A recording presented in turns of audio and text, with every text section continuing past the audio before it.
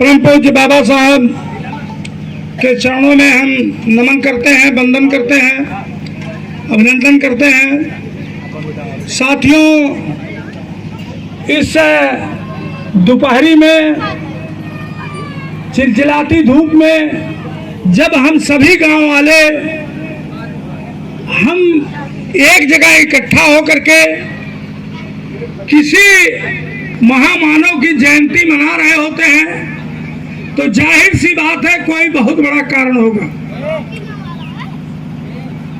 आज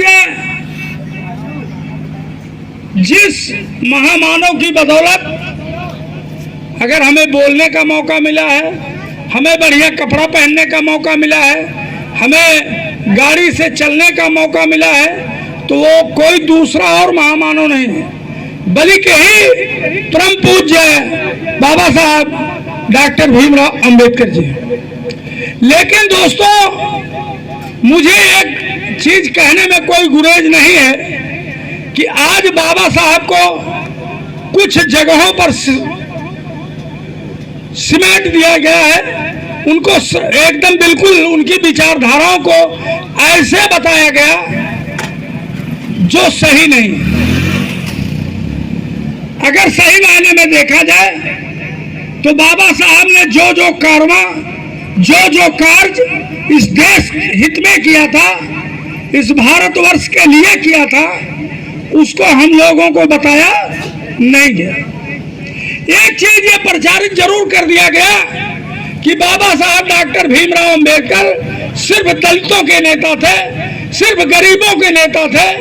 अरे मेरे भाई, संविधान जो बाबा साहब ने बनाया वो तो पूरे देश में लागू है, सभी लोगों के लिए लागू है। चाहे इस गांव का सबसे गरीब व्यक्ति हो उसके लिए भी लागू है, या देश का जो सबसे बड़ा उद्योगपति होगा उसके भी लिए लागू है। दोस्तों, तमाम कामों को बाबा साहब के, अगर रिजर्व बैंक की स्थापना होती है तो उसमें बाबा साहब का सबसे बड़ा योगदान है। अगर निहंगवाद की स्थापना होती है जो कभी नहीं बताया जाता हमको, तो उसमें भी बाबा साहब का बहुत बड़ा योगदान है। जहां हमसे 12 घंटे काम करवाए जाते थे, हमारे लोग 12 घंटा काम करते थे, वहां अगर 8 घंटा काम कराने का अधिकार मिला तो वो भी बाबा साहब की देन है। महिलाओं को पढ़ने लिखने का अधिकार नहीं था, नौकरी करने का अधिकार नहीं था, लेकिन ये अधिकार दिलाने का काम अगर किसी ने किया तो बाबा साहब ने किया। तो ये बाबा साहब ने किसी एक जात के बिरादरी के लिए नहीं किया, ये देश में सर्व समाज के लोगों के लिए किया। महिलाओं को जो अधिकार मिला, ऐसा नहीं है कि सिर्फ दलित महिलाओं को अधिकार मिला, वो सर्व समाज की महिलाओं को अधिकार मिला। लेकिन दोस्तों, गुमराह किया गया, छिपाया गया इतिहास, हमको भटकाया गया कि बाबा साहब सिर्फ दलितों के नेता हैं। और उसका रिजल्ट आप देख रहे हैं। आज 14 अप्रैल के दिन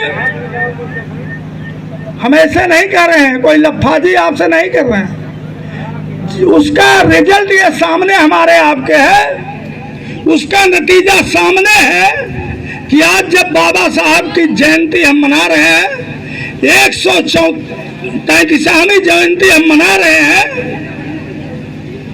लेकिन फिर भी आज सिर्फ दलित बस्तियों में ही जयंती मनाई जाए। क्यों, गलत तो नहीं कह रहा हूं? मनाना तो सबको चाहिए था, हर समाज के लोगों को मनाना चाहिए था, हर समाज के लोगों को पूजा करना चाहिए, वो चाहे एससी हो, एसटी हो, ओबीसी हो, बैकवर्ड माइनॉरिटी हो, फॉरवर्ड हो, चाहे जिस जात धर्म का हो।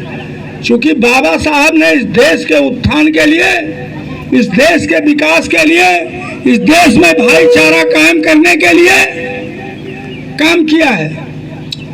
हाँ जरूर, जिनके पेट में ज्यादा दर्द थी जिनके पेट में ज्यादा दर्द हो रही थी, दर्द तो सभी को था, लेकिन जिनके पेट में ज्यादा दर्द था तो बाबा साहब ने उनको थोड़ा पहले दवा देने का काम किया। दवा देने का काम उनको पहले किया।